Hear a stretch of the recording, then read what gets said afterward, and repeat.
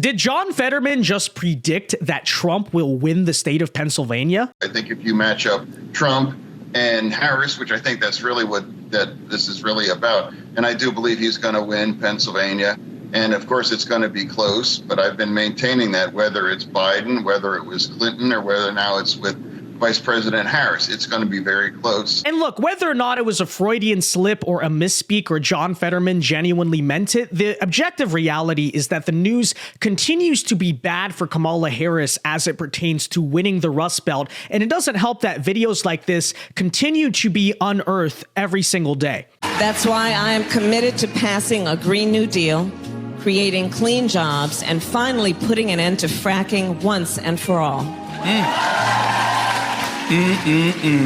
Mama Kamala just don't give a frack.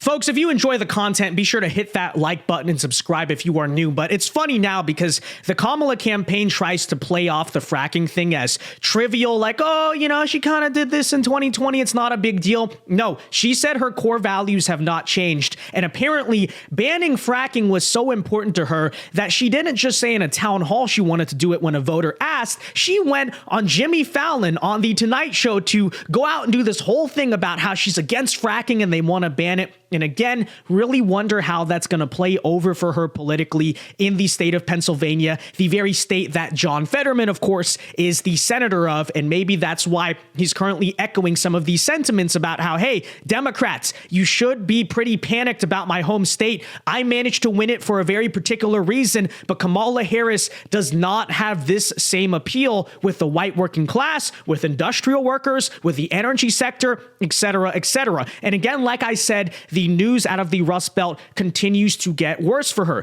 For instance, we have new data out of the state of Pennsylvania. These are the mail-in ballot requests. At this time in 2020, the GOP had 376,000 mail-in ballot requests compared to Democrats' 1.1 million. In 2024, now that we are 50 days out, the GOP has 321,000 mail-in ballot requests. And check this out, the Democrats only have 798,000. That makes Kamala Harris down over 300,000 requests compared to 2020. And once again, I will repeat, like I said, the news out of the Rust Belt for her continues to get worse because across the road in the state of Michigan, Amir Ghalib, the Democrat mayor of Hamtramck, Michigan, which you guessed it has a heavily Arab/Muslim population, has just endorsed Donald Trump for president. Ghalib endorsed Trump because he will, quote, end the wars in the Middle East, and he's, quote, a man of principle. And this is reflecting the fact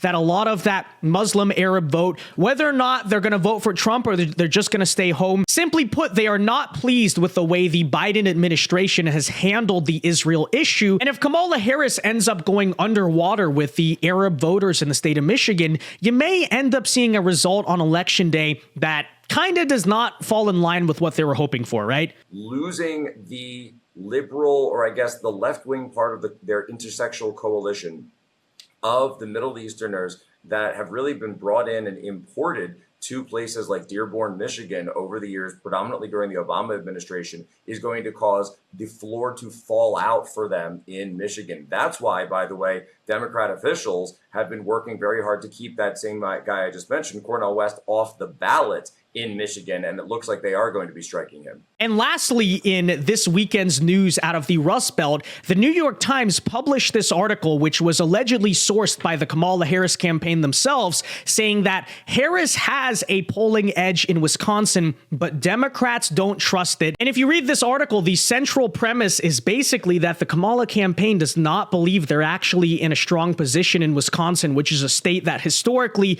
vastly underestimates Republicans, specifically Trump in the polls. And tying this all back to that opening clip about John Fetterman, maybe that's why Fetterman is cautiously warning Democrats to not get too confident about this election. Take a listen to what he said about his home state just 3 days ago at this conference for The Atlantic. In Donald Trump that makes them want to vote for him. I think I know some people that are like, I personally think he's a terrible person, or I'm appalled by some of these things, but I fundamentally think that I'll still vote for him. And I think a lot of Republicans already agree with that. And I never agreed with our approach talking about that he's a convicted felon. I mean, I thought Democrats, we were the party that was all about second chances, and that we're not going to condemn somebody based on mistakes or things in that kind of situation. And I was convinced too that those kinds of trials and that kinds of thing, it's not going to have any impact on that. It's like, what's left? He's been impeached twice. Now it's been 2 attempted assassinations, one where a bullet actually hit him. And at this point, and I also want people to understand, and it's not science, but there's energy and there's kinds of anger on the ground in Pennsylvania, and people are very committed. And Trump is going to be strong, and that's we have to respect that. Can't even understand it, and it's not like a science that can explain it, but you have to just know that it's real.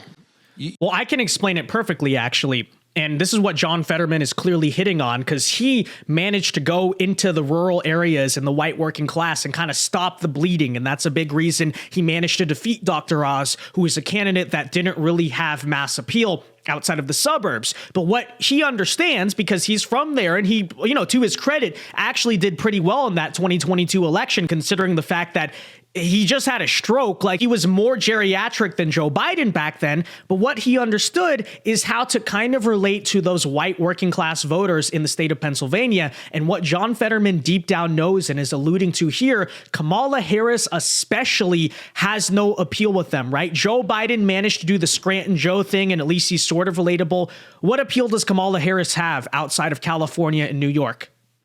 What does she? Is she going to be able to go to Scranton, to Butler, etc., and manage to stop giant Republican gains in those places that will deliver the state for Trump? Well, I think that's what John Fetterman deep down is worried about, and is kind of trying to tell the truth to his own party, and who knows if they'll listen, but it's very interesting. And even listen to this part where he tries to explain to the progressives that now hate him, look, you guys might not like me, but I'm trying to tell you the truth on some of these issues. You're an outlier because...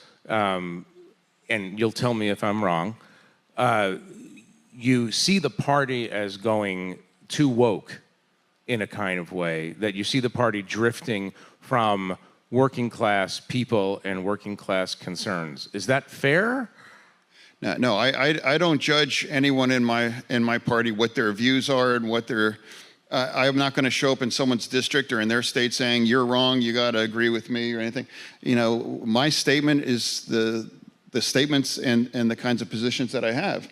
I make a statement about Israel, the situation on Gaza, but yesterday I was the chair of the subcommittee talking about, hey, let's make school lunch free.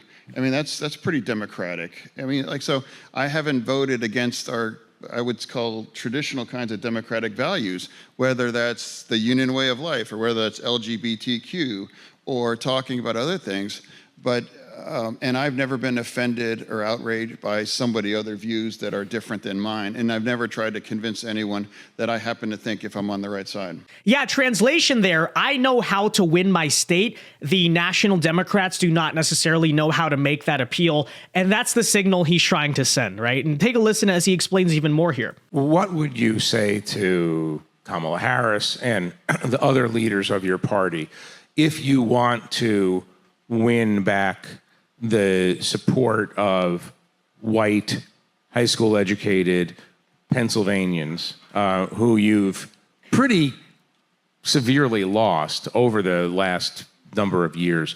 What would the strategy be that you would recommend, not only for the next 45, 50 days, but onward? No, I have a running joke, but it's I genuinely don't give people advice, and then I say except in fashion. And then it's like I'm not going to sit down with a sitting vice president and tell her or say, hey, no, you better, or hey, I'm telling you, or it's like I'm certainly not going to mansplain the vice president, and she's perfectly capable and she's incredibly successful, and